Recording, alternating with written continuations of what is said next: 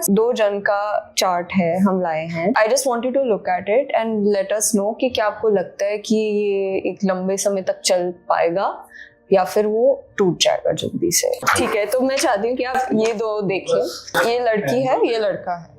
देखो, मैं आपको थोड़ा सूत्र सिंपल सा समझा देता हूँ चीजों को आगे बढ़ाने से पहले। लड़के की कुंडली में शादीशुदा जीवन को बहुत अच्छे से चलाने के लिए एक ग्रह बहुत जरूरी है जो ठीक होना चाहिए। उस ग्रह का नाम है शुक्र। हर आदमी की कुंडली पर ये नियम लागू होता है। Boys, you should check your Venus.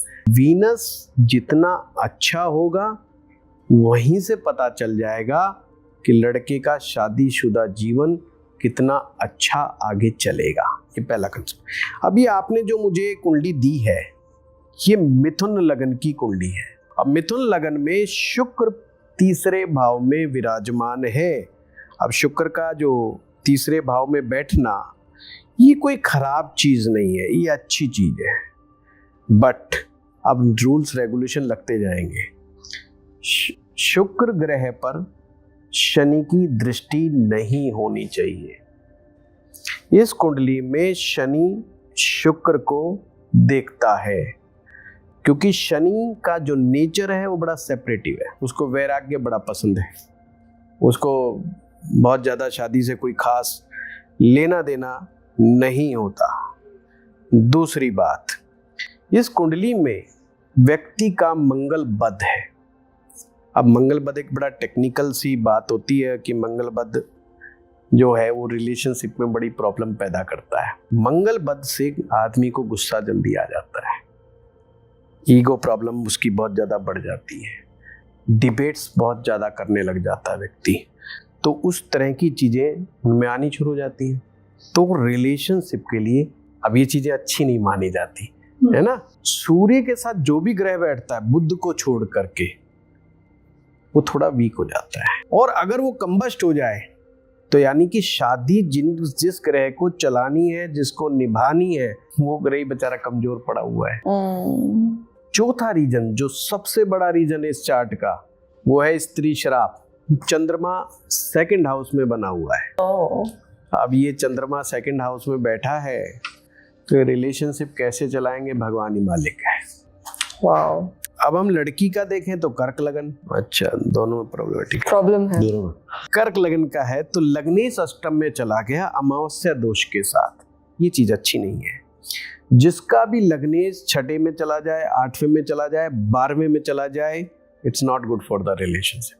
दूसरी बात, पोषक अमावस्या दोष बन गया कुंडली में। अमावस्या का मतलब ही है कि हमें फीलिंग नहीं आ रही, इमोशनली हमें ऐसा अनसेटिस्फैक्शन सा फील कर रहे हैं, जिसमें ये कहा जाता है कि ऐसा लगता है कि हमारे इमोशंस की तो सामने वाला कदर ही नहीं करता, एक पैसे की। हम क्या सोचते क्या नहीं सोचते। लड़की का मंगल बहुत बोल्ड है, लड़की बहुत बोल्ड है, तो उसको एक तो इस चीज की परवाह नहीं है कि मेरा क्या होगा। स्ट्रॉन्ग विद डिसीजन मेकिंग, डरते नहीं है ऐसे लोग, दबंग होते हैं थोड़ा। मंगल बहुत पावरफुल है। अगेन मंगल बद है। मंगल बद है तो मतलब लड़की को भी डिबेट करना बड़ा अच्छा लगता है। अच्छा, लड़की के लिए डिबेट करना एक मनोरंजन का साधन है, तो उसको लगता है कि ये बातचीत होगी और उसके बाद सब मामला शांत हो जाएगा। धन्य। बट लड़के के लिए सीरियस टास्क है कि ये बात कही क्यों, ये बोला कैसे, वो दिल से लगा लेगा और यहाँ पर मामला गड़बड़ हो जाएगा। तो अगर हम देखें इन 2-3 पॉइंटों को, you would not recommend कि इन दोनों की शादी हो। तो this is a celebrity couple जिनका बहुत पब्लिक शादी भी हुई थी और तो बहुत पब्लिक टूट गया। एंड जैसे आपने उनको डिस्क्राइब किया बिल्कुल वैसे ही है। हार्दिक पांड्या की है तो इसका मतलब स्त्री श्राप तो है ना, वो कहाँ जाएगा। स्त्री श्राप से दूसरी मैरिज कर लो, तीसरी मैरिज करो, जब तक इस श्राप को सही ढंग से इसको नहीं ठीक किया जाएगा, जब तक आदमी 3 मैरिज करे, 4 करे, 5 करे, उससे कोई लेना देना नहीं होता है। हर लड़की उसके जीवन में आएगी, उसको इमोशनल डेंट मारेगी और ये परेशान होता रहेगा। So that is super fascinating. Thank you so much. एक और couple last. This is another couple. This is the लड़का लड़की. और बुध कहाँ गया?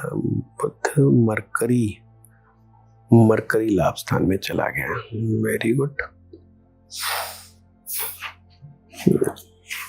धनु और कर्क।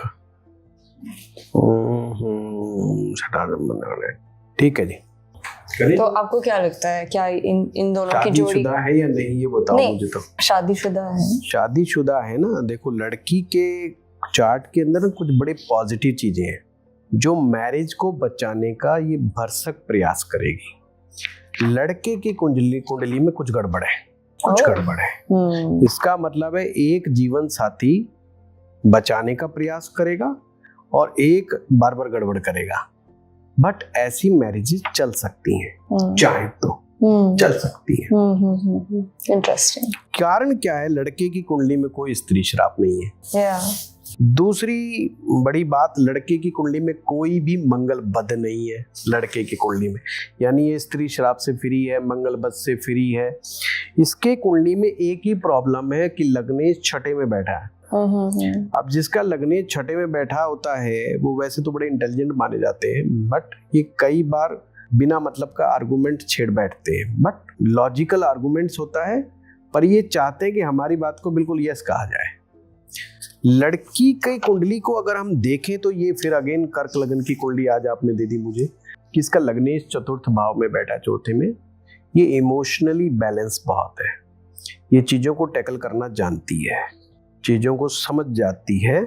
और इसकी कुंडली में भी मंगल बद नहीं है, इसकी कुंडली में भी स्त्री श्राप नहीं है। जो मतलब रिलेशनशिप को तोड़ने वाले जो फैक्टर होते हैं वो इनकी चार्ट में बहुत कम है, बट कम है। एक ही बात है इस चार्ट के अंदर कि लड़की का जो मंगल है वो उच्च का है। उच्च का मंगल बहुत अच्छा माना जाता है कर्क लगन वालों के लिए, तो ये बड़ा पॉजिटिव साइन है। ये पंच महापुरुष राजयोग की फॉर्मेशन हो जाती है इसमें, तो ये भी एक अच्छी बात है। जहां पर कम प्रॉब्लम होती है उसको टैकल किया जा सकता है, उसको समझा जा सकता है, और छोटी मोटी प्रॉब्लम होने पे छोटी मोटी रेमेडीज करके भी इसको आगे किया जा सकता है। तो मैं आपको बता देती हूँ कि ये these two charts are Virat Kohli and Anushka Sharma. हाँ, अरे वाह, जिनका मैरिज तो हम सब बहुत ही मतलब आइडियलाइज करते हैं। सो इंटरेस्टिंग कि ये सारी चीजें कुंडली में लिखे हैं, वो हम देखते हैं रियल लाइफ में। Thank you so much for watching another episode of ask the expert. If you enjoyed this video, do be sure to hit subscribe, share this video with your friends who may be struggling to get married, and leave in the comment section below what more questions you have for Pandit Ji Vashisht that we would love to ask next time. See you in the next one. Bye.